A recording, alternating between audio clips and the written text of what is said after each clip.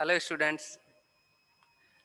जैसा कि आपके लिए कल रैखिक रूपांतरण था, उसकी कुछ कंडीशंस बताई थी, रैखिक रूपांतरण की डेफिनेशन से उनको भी बताया था।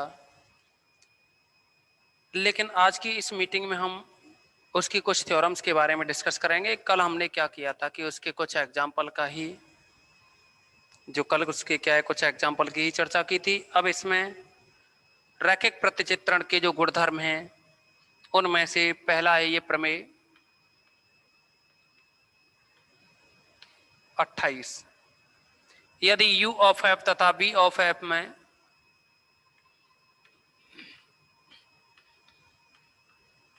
u ऑफ f तथा v ऑफ f में समाकृतिकता f है। एक ही बात है, समाकारता या समाकृतिकता।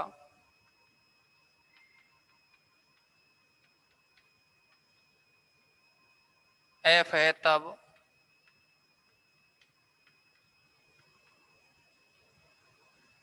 इसके दो पार्ट प्रूफ करने हमें। पहला है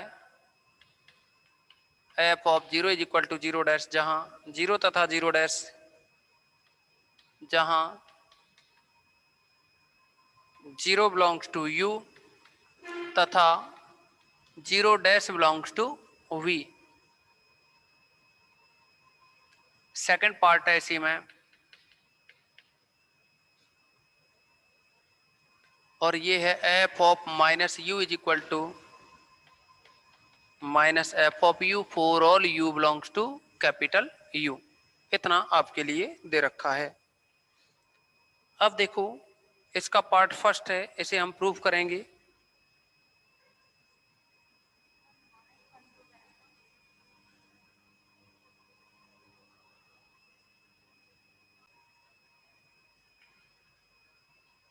तो यानी इसमें जो पार्ट फर्स्ट है ना, पहले हम इसको प्रूव करेंगे।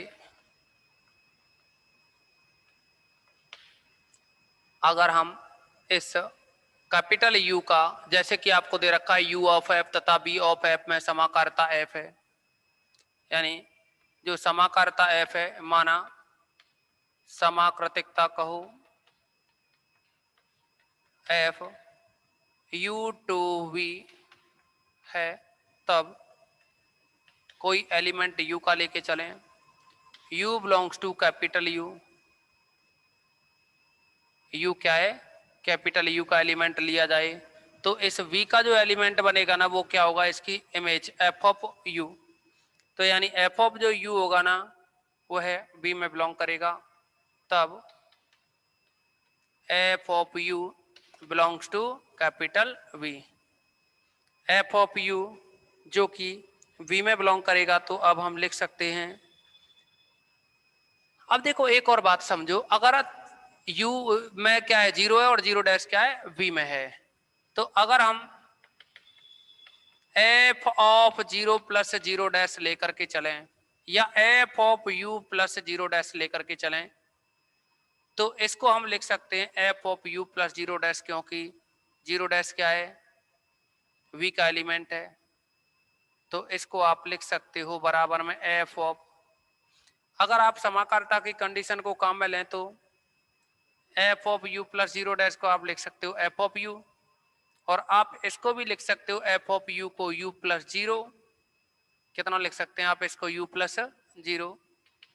अब समाकारता की जो कंडीशन है f of a plus B is equal to F of A plus F of B होता है ना, तो यहाँ बनेगा f of u plus F of 0, और ये वैल्यू चल रही है आपकी f of u plus 0 dash के इक्वल। तो नेल्सन नियम से f ऑफ u से f ऑफ u कैंसिल हो जाएगा, तो यह बचेगा इधर 0 डैश इक्वल में f ऑफ 0। यहाँ जो नियम काम में लिया है ना, वह है आपका नेल्सन नियम। तो ये रिजल्ट बना पहला, implies f of 0 is equal to 0 dash, first वाला पार्ट है ये। अब आप इसमें सेकंड पार्ट के बारे में डिस्कस करेंगे,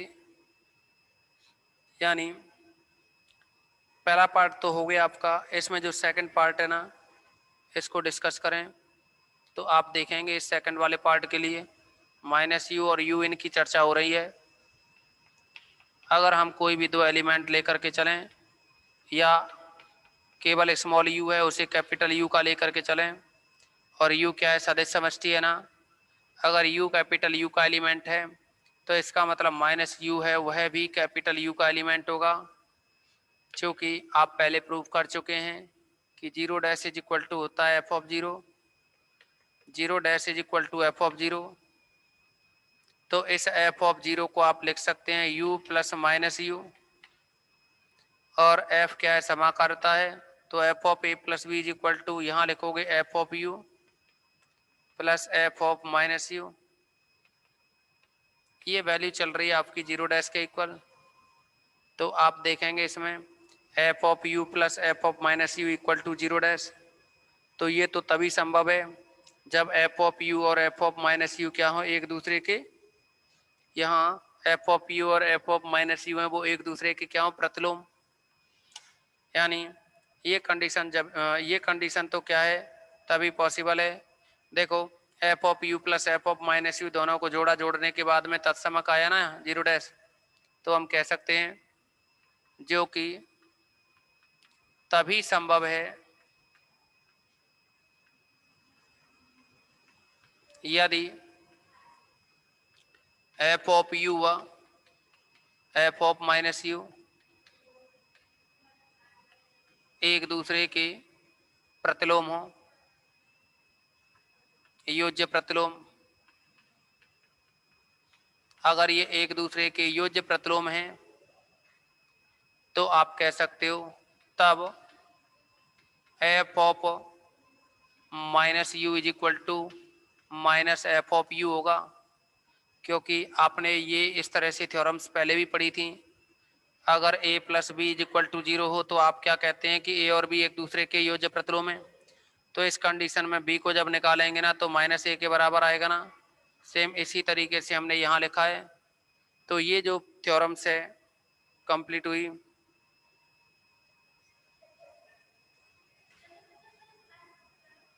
यहाँ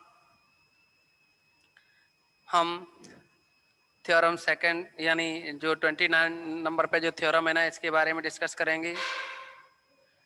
तो ये दे रखी है आपको 29वें नंबर की जो प्रमेय है।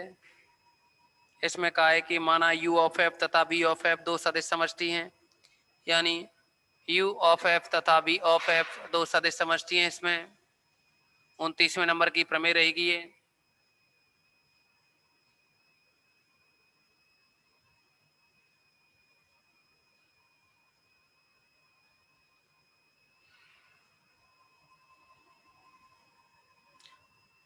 आपको दिया है इसमें प्रमेय नंबर जो 29 है।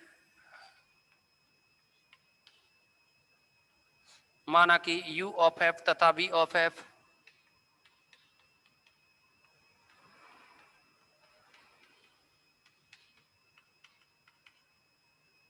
दो सदिश समष्टि हैं, तब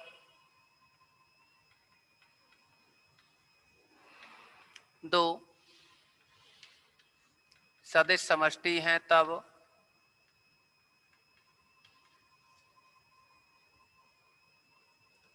प्रतिचित्रण एफ यू टू बी, तब प्रतिचित्रण एफ यू टू बी रैखिक प्रतिचित्रण होगा।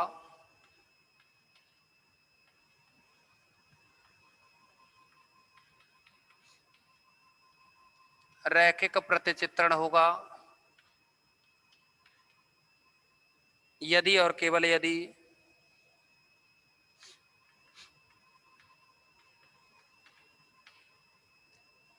और केवल यदि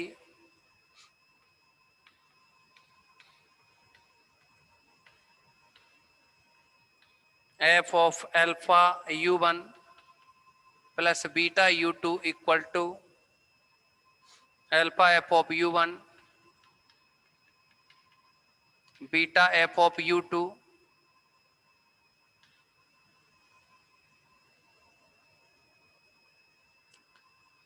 for all u1 u2 belongs to capital U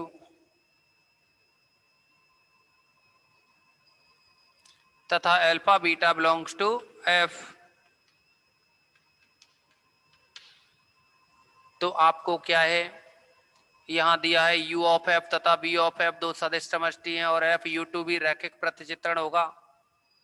रैखिक प्रतिचित्रण का मतलब है f है वो रैखिक रूपांतरण है। रैखिक प्रतिचित्रण का मतलब रैखिक रूपांतरण से है। यदि और केवल यदि ये हो, देखिए रैखिक प्रतिचित्रण होगा यदि और केवल यदि ये कंडीशन हो। रैखिक प्रतिचित्रण होने के लिए आपको दो कंडीशन बताई थी आपको, f of u1 plus u2 अरे रैखिक प्रतिचित्रण कहो या फिर रैखिक रूपांतरण कहो या फिर आपको समाकृतिकता के बारे में कहा था कि इसी को समाकृतिकता भी कहते हैं या समाकारिता। अब देखो इसके लिए कंडीशन बताई थी आपको कल रैखिक प्रतिचित्रण के लिए कि f of u1 plus u2 is equal to F of u1 plus F of u2 और ऐसे ही f of alpha u is equal to alpha f of u। ये आपको दो कंडीशंस बताई थी हमने। दोनों ही कंडीशनों की हेल्प से हम कह सकते हैं कि f है वो रैखिक प्रतिचित्रण होगा। तो आप क्या करेंगे, इसका जो प्रूव करना है हमें, सबसे पहले लेकर के चल रहे हैं माना f u2 भी रैखिक प्रतिचित्रण है, माना f u2 भी रैखिक प्रतिचित्रण है। तो हमें जो सिद्ध करना है ना वो इतना सिद्ध करना है। इसके लिए हम लेकर के चलेंगे, तब रैखिक प्रतिचित्रण है का मतलब है ये दोनों कंडीशन सेटिस्फाई हैं। तो इन कंडीशंस को लेके चलेंगे, तब अल्फा कॉमा बीटा अगर फील्ड एफ के एलिमेंटों एवं u1 और जो u2 है वो u1 और जो u2 है ना वो क्या है, कैपिटल U के एलिमेंट हैं। u1 u2 कैपिटल U के एलिमेंट हैं। अतः अल्फा u1 जो एलिमेंट बनेगा ना अदिश का सदिश से गुणा करें तो ये जो एलिमेंट होगा वो भी U का बनेगा, एवं बीटा u2 करोगे तो भी ये U का होगा। अब आप देखेंगे इसमें कि अल्फा u1 U का है, बीटा u2 U का है, तो यह एफ ऑफ या ये कहें alpha u1 plus beta u2 ये जो एलिमेंट होगा यह भी U का ही होगा। अब हम क्या करेंगे, इसमें F of alpha u1 plus beta u2 इसको लेके चलें तो आप देखोगे हमें जो f of alpha u1 plus beta u2 है तो इसकी हेल्प से ये सिद्ध करना है। और आप लेकर के चल रहे हैं इसको रैखिक प्रतिचित्रण, अर्थात ये दोनों कंडीशन सेटिस्फाई हैं। ये दोनों कंडीशन सेटिस्फाई हैं, इनको लेके चल रहे हैं। तो आप देखोगे अगर यहाँ u1 प्लस u2 हो तो अलग अलग हो जाता है ना, तो यहाँ अल्फा u1 और बीटा u2 अलग अलग हो जाएंगे। F of alpha u1 F of beta u2, यहाँ देखेंगे एफ ऑफ अल्फा u1 है तो अल्फा बाहर आ जाता है इस रूल्स के according. Alpha F of u1 beta F of u2, तो ये तो आपको पार्ट प्रूफ करना था, यानी ये बन गया f of alpha u1 plus beta u2 is equal to alpha F of u1 plus beta F of u2। ये इसका पार्ट हो गया फर्स्ट। अभी क्या करेंगे, हम इसका विलोम तय सिद्ध करेंगे और इसको विलोम सिद्ध करने के लिए लेकर के चलेंगे इस कंडीशन को। ये जो कंडीशन है इसको लेके चलेंगे विलोम तय में। विलोम तय माना f of alpha u1 plus beta u2 is equal to alpha F of u1 beta F of u2, इसको लेकर के चल रहे हैं। For all alpha beta belongs to f एवं u1 u2 belongs to capital U। अब आप देखोगे इसमें यदि देखो हमें क्या है, इस कंडीशन की हेल्प से ये दोनों कंडीशन लानी है। इस कंडीशन की हेल्प से ये दो कंडीशन लाएं तो हम कह देंगे कि रैखिक प्रतिचित्रण होगा। तो आप अगर इसमें अल्फा बीटा की वैल्यू लेकर के चलें, यदि alpha is equal to beta is equal to 1, तब एफ ऑफ अल्फा बीटा की जगह 1 लिखेंगे तो u1 प्लस u2 बना, बराबर में आएगा अल्फा बीटा 1 रखें तो एफ ऑफ u1, बीटा की जगह 1 रखेंगे तो एफ ऑफ u2, यानी पहली कंडीशन सेटिस्फाई हो गई ना। अब हम इसको दूसरी कंडीशन के लिए, यदि अल्फा क्या है नॉट इक्वल टू 1 और बीटा 0 हो, तो आप देखेंगे अल्फा की वैल्यू तो क्या है 1 के बराबर नहीं है,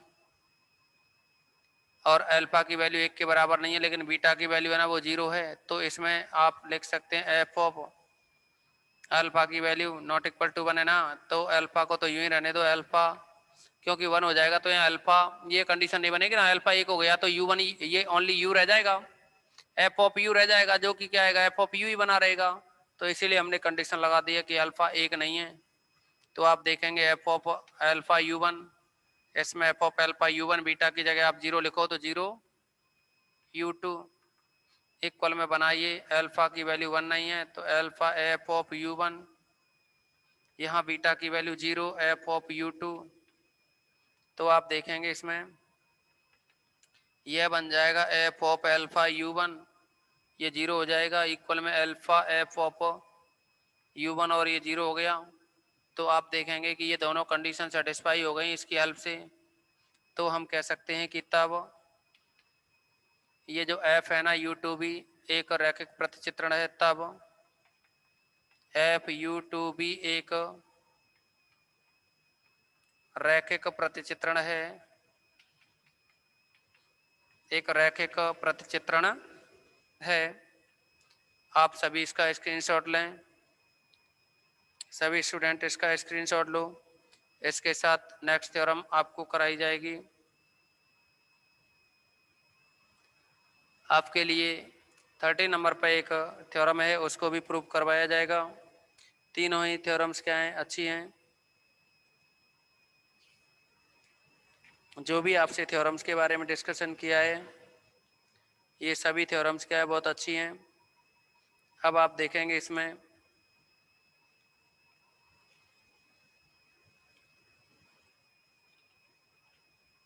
थ्योरम नंबर 30वें नंबर की जो थ्योरम है ना, इसके बारे में डिस्कस करेंगे।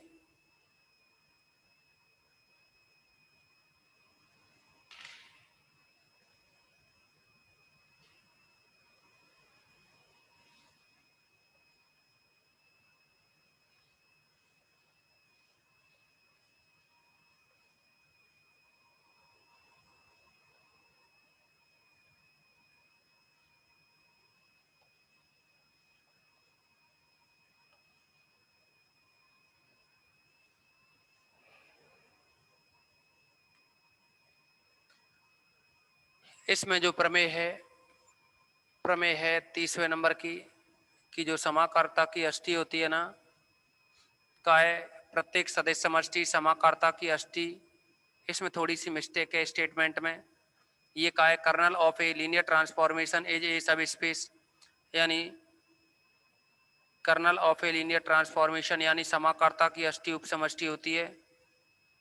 तो ऐसे लिख सकते हैं हम यहाँ प्रत्येक समाकारता की अष्टी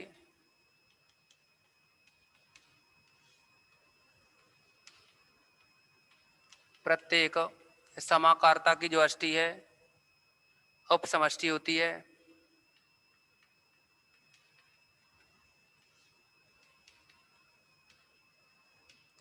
आपके लिए हमने पिछली मीटिंग में जो समाकारता की अष्टी थी उसकी डेफिनेशन बताई थी कि जो कर्नल होता है, वैसे तो हम चैप्टर 5 में बता चुके हैं, लेकिन यहाँ वेक्टर के लिए बात करें तो कर्नल होता है वह v के उन सभी स्मॉल v का कलेक्शन होता है जो कि f of v is equal to 0 की कंडीशन को सेटिस्फाई करते हो।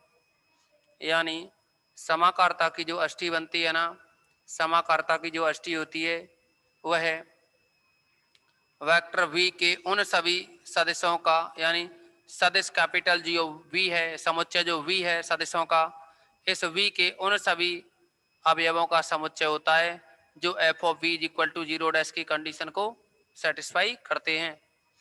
अब देखिए ये क्या है, प्रत्येक समाकर्ता की अष्टी उपसमष्टि होती है, यानी हम कर्नल के लेकर के चलें तो इस कर्नल के को हमें उपसमष्टि बताना होगा। जो कर्नल के है इसको उपसमष्टि बताना होगा। उपसमष्टि बताने के लिए या तो आप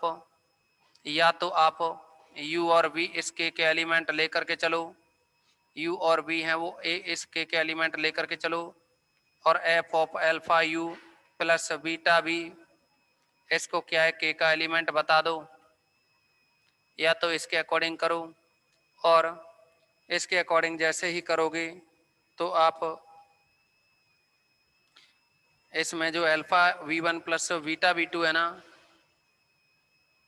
u भी लिया है हमने, जैसे यहाँ क्या लिया हमने u भी, तो इसको कर्नल बताना है जैसे, तो यहाँ f नहीं लिया जाएगा। समझें दोबारा, अगर u और v के दो एलिमेंट हैं और k को हमें उपसमष्टि बताना है तो उपसमष्टि बताने के लिए हमें यही सिद्ध करना होगा कि alpha u plus beta v हैं वो k के एलिमेंट हैं या नहीं हैं। ये क्या है, k के एलिमेंट हैं या नहीं हैं, तो ये सिद्ध करना है। इसके लिए क्या करेंगे कि अगर हम ये प्रूफ कर देते हैं कि ये जो ब्रैकेट है, ये जो बॉक्स में वैल्यू लिखी हुई है, अगर ये v की जगह हो यानी f of alpha u plus beta v, और ये जीरो डैश के बराबर आ रहा हो, क्या आ रहा हो, ये इस v की जगह अगर ये वैल्यू रखें और ये जीरो डैश के बराबर आ जाए तो ये v किसका एलिमेंट होता है, k का। तो यहाँ ये alpha u plus beta v जो एलिमेंट होगा वो भी किसका होगा, k का एलिमेंट होगा। और जब ये k का एलिमेंट होगा तो हम कह सकते हैं कि k है वह एक उपसमष्टि है। तो इसके लिए हम लेकर के चलेंगे, माना v तथा w दो समष्टियां हैं, माना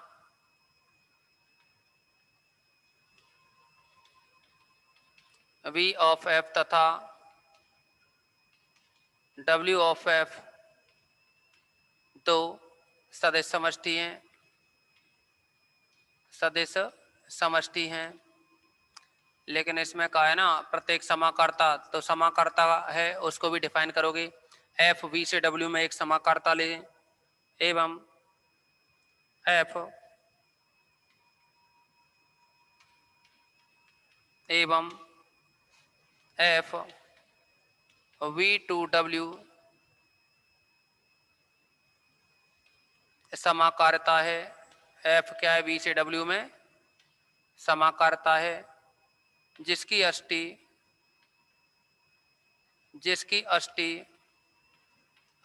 के इज इक्वल टू, आप लिख सकते हो के इज इक्वल टू, फॉर्मूला तो बनता है आपका v belongs to capital v belongs to capital v ना होकर के अपने पास क्या है v और w है ना, तो v ही रहेगा यहाँ v, जहाँ f of v is equal to zero dash किसका तत्समक है, w का। लिख सकते हैं जहाँ zero dash belongs to w, तो अष्टी की डेफिनेशन क्या है अपने पास, ये रहेगी। तो ये तो है अपने पास में अष्टी की डेफिनेशन। लेकिन आप ये बताइए, जो जीरो होता है ना, जीरो जो एलिमेंट होता है वह है शून्य सदिश जिसे कहें, वो बी में भी होगा, वो क्या है बी में होगा। लेकिन देखो शून्य सदिश यहाँ होगा ना जीरो में, तो फिर इसका मतलब जीरो डैश किस में होगा, यहाँ होगा। तो आप इसको लिख सकते हो, क्योंकि zero belongs to b implies f of zero जो होगा वह फिर बिलोंग करेगा डब्ल्यू में। इसका मतलब एफ ऑफ जीरो का मतलब, देखिए ऐसे लिखो इसको, जीरो क्या है कि जीरो जो एलिमेंट है वह बी में बिलोंग करेगा। तो एफ ऑफ जीरो जिसको आप जीरो डैश कहते हैं, पिछली जो थ्योरम थी 28वें नंबर की उसमें बताया आपको कि एफ ऑफ जीरो जो है जीरो डैश के बराबर होता है। और ये जीरो डैश है ना वो किस में बिलोंग करेगा, फिर ये बिलोंग करेगा डब्ल्यू में, और ये डब्ल्यू में बिलोंग करेगा। तो F of zero is equal to zero dash होता है। तो इसमें समझो वे सभी बी के एलिमेंट जो f of b is equal to zero dash को सेटिस्फाई करते हैं, यानी F of v is equal to zero dash को सेटिस्फाई करते हैं, तो वे सभी स्मॉल वी किसके एलिमेंट होते हैं, वे सभी स्मॉल वी कर्नल के एलिमेंट होते हैं। लेकिन आप देखोगे यहाँ F of zero is equal to zero dash है, तो F of zero equal to zero dash है, तो इसका मतलब हुआ कि ये जो के है के not is equal to phi, यानी कि फाई नहीं है। अगर के फाई नहीं है तो इसका मतलब हुआ कि के में कुछ एलिमेंट्स होंगे, उन एलिमेंट्स को लेके चलें, या तो यू वी की फॉर्मल है, या यू वन यू टू की फॉर्मल है, या फिर वी वन वी टू की फॉर्मल है। तो इसमें अगर आप कोई भी दो एलिमेंट लेकर के चलें, तो वी वन वी टू अगर हम दो एलिमेंट लेकर के चलें, अतः के फाई नहीं है ना। देखिए थ्योरम्स तो क्या है पहले की तरह, अब इसके कोई भी दो एलिमेंट लेकर के चलें, या तो यू वन यू टू या फिर वी वन वी टू, कोई से भी ले सकते हो आप किसी भी फॉर्म में। तो इसके अकॉर्डिंग अगर हम v one v two element लें, v one comma v two, v one comma v two belongs to के दो element v one v two लें, तब अगर वी वन के का एलिमेंट है तो एफ ऑफ वी वन क्या होगा, एफ ऑफ वी वन है वो जीरो डैश के बराबर होगा, तथा वी टू भी एलिमेंट लिया है इस के का, तो इसका मतलब एफ ऑफ वी टू है वो भी जीरो डैश के बराबर होगा। यानी एफ ऑफ वी वन और एफ ऑफ वी टू दोनों ही जीरो डैश के बराबर होंगे। अब आप लेकर के चलोगे इसमें alpha beta belongs to F के लिए, अब आप लेकर के चलोगे चूँकि alpha comma beta belongs to F तथा B one comma B two belongs to capital B, implies इसका जो alpha B one plus beta v two जो बनेगा ना, यानी alpha B one plus beta B two, इसकी इमेज इसको लेके चलें, तो आप देखेंगे F of alpha B one का मतलब हुआ, समाकारता दे रखे ना, तो इसको लिख सकते हैं अलग अलग, f of alpha B one plus F of beta B two, इसको भी लिखा जा सकता है, अल्फा बाहर आ जाता है, alpha F of B one plus beta F of B two, तो यहाँ alpha F of B one की वैल्यू है zero dash plus beta B two की वैल्यू है जीरो डैश, यह बन जाएगा zero dash plus zero dash is equal to zero dash, यानी F of alpha B one plus beta B two is equal to zero dash. तो यहाँ से देखो उपसमष्टि सिद्ध करने के लिए हमने आपको बताया था ना, एक प्रमेय बताई थी, अल्फा बीटा अगर एफ के एलिमेंट हैं, वी वन वी टू हैं वो बी के एलिमेंट हैं, alpha B one plus beta B two है वो भी अगर बी का एलिमेंट आ जाए, वो भी क्या है बी का एलिमेंट आ जाए, तो हम कहते हैं बी उपसमष्टि है, बी क्या है उपसमष्टि है। तो यहाँ देखेंगे F of alpha B one plus beta B two zero dash के बराबर आ रहा है, यानी F of v is equal to zero dash को सेटिस्फाई कर रहा है, तो ये जो वी होता है वो के का एलिमेंट होता है। ठीक उसी तरह से यहाँ जो वैल्यू बनेगी alpha B one plus beta B two, यह के का एलिमेंट होगा इस कंडीशन के अकॉर्डिंग, क्योंकि f of alpha B one plus beta B two is equal to zero dash है ना, तो ये जो एलिमेंट होगा वो क्या है इसका होगा। अतः आप लेकर के चले वी वन वी टू जो क्या के एलिमेंट लेकर के चले, और यहाँ alpha B one plus beta B two है ये भी के का आ गया, तब हम कहेंगे कि जो के है वो के क्या है उपसमष्टि है, तब के एक उपसमष्टि है सदिश वी की कह सकते हो। अब आप सभी स्टूडेंट इसका स्क्रीनशॉट लोगे, स्क्रीनशॉट लेने के बाद में इस क्लास को दोबारा से ज्वाइन करोगे, ओके, रीज्वाइन करेंगे क्लास।